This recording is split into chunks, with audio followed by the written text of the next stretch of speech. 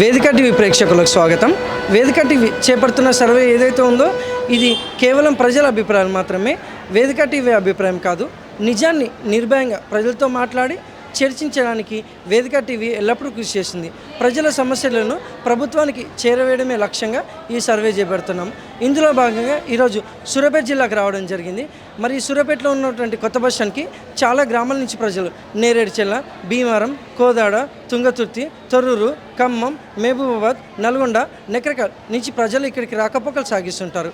మరి ఇక్కడ ఉన్నటువంటి ప్రజలతో మాట్లాడి కాంగ్రెస్ హయాంలో సీఎం రేవంత్ రెడ్డి గారి పాలన విధి విధానాలు ఏ విధంగా జరుగుతున్నాయి, మరి అలాగే రేవంత్ రెడ్డి గారు ప్రవేశపెట్టిన ఈ 6 గ్యారెంటీలు కానీ సంక్షేమ పథకాలు కానీ లబ్ధిదారులకు ఏ విధంగా లబ్ధి చేకూరుతున్నాయి, మరి గతంలో కేసీఆర్ గారి పాలన విధి విధానాలు ఏ విధంగా జరిగిన విషయాన్ని వాళ్ళ అభిప్రాయం ద్వారా తెలుసుకునే ప్రయత్నం చేద్దాం.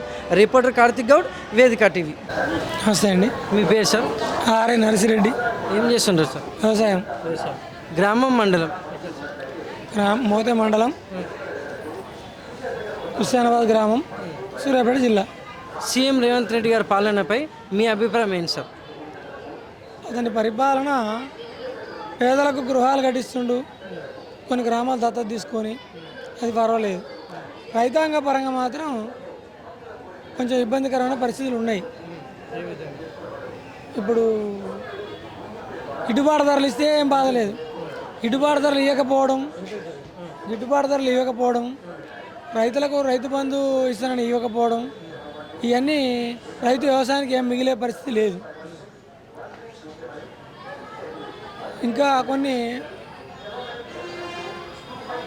విద్యాపరంగా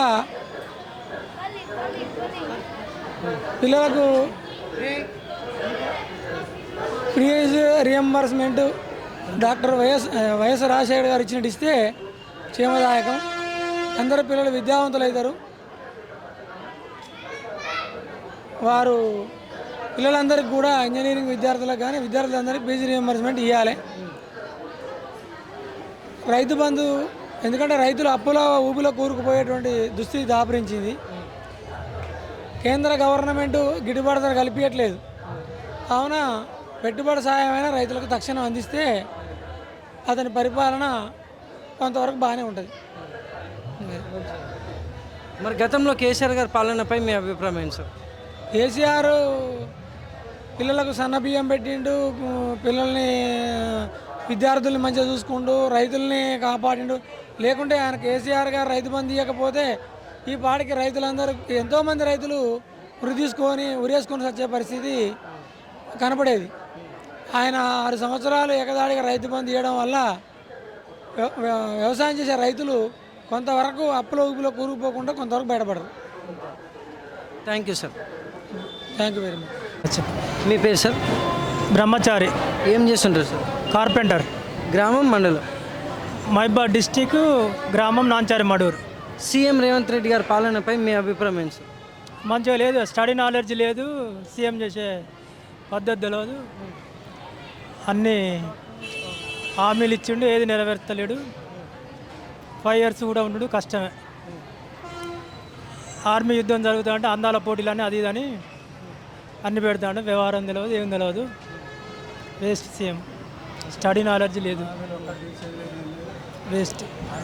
స్టడీ నాలెడ్జ్ ఉండాలి, ఏ స్కీమ్ ఎట్లా పెట్టాలి, ఏది పెట్టాలి, మన బడ్జెట్ ఎంత ఉన్నది దాని గురించి ఏం తెలియదు. వచ్చి రాని హామీలు ఇచ్చిండు, హామీలు ఇచ్చి అన్ని ఫెయిల్ అవుతాడు. ఒక విలువిచ్చి మాట్లాడేది తెలియదు. కళ్ళు వీక్తా, పేగులు మెడకేసుకుంటా, గోళీలు ఆడతా. పల్లెటూరు స్టడీ నాలెడ్జ్ లేదు, సేమ్ చేయలేడు. ఫ్రీ బస్సు వేస్ట్, మనం డబ్బులు పెట్టుకొని పోయినా కానీ ఒక సీటు కూడా దొరుకుతలేదు. లేడీస్ ఖరాబ్ అవుతాను వేస్ట్గా, అవారగా అటు ఇటు తిరుగుతాను. పని చేసుకునే వాళ్ళం వ్యవసాయం చేసుకుంటూ ఇంటికాడ ఉంటాను, అటు ఇటు వ్యవహారంగా తిరగటం. అది జాబర్స్ వాళ్ళు వీళ్ళు ఫ్రీగా తిరుగుతాం వాళ్ళు, వేస్ట్. మరి గతంలో కేసీఆర్ గారి పాలనపై మీ అభిప్రాయం ఏంటి? కేసీఆర్ బెస్ట్.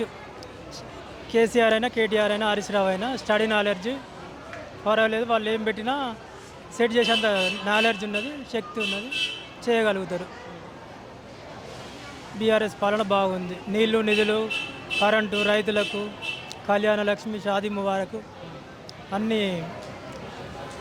హెల్ప్ చేసిండ్రు. అన్నీ బాగానే ఉన్నాయి వాళ్ళ పరిపాలన. అప్పు ఉన్నా కానీ అప్పు ఉన్నదని చెప్పుకోలే. ప్రతి ఒక్క పేద కుటుంబం అయినా ఉన్నోనికైనా అప్పు ఉంటుంది. ఉన్నదని అప్పు ఉన్నదని చెప్పుకుంటే ఎవరు 10 రూపాయలు అప్పు ఇవ్వడు. ఒక వ్యవహారంగా గుట్టుగా బతికితే అప్పు ఉన్నా కానీ గుట్టుగా వ్యవహారంగా బతికితేనే మనకి ఎవరైనా 10 రూపాయలు ఇస్తారు. విదేశాల కంపెనీలు వస్తాయి, మనం బాగుంటుంది, మన పెట్టుబడులు వస్తాయి.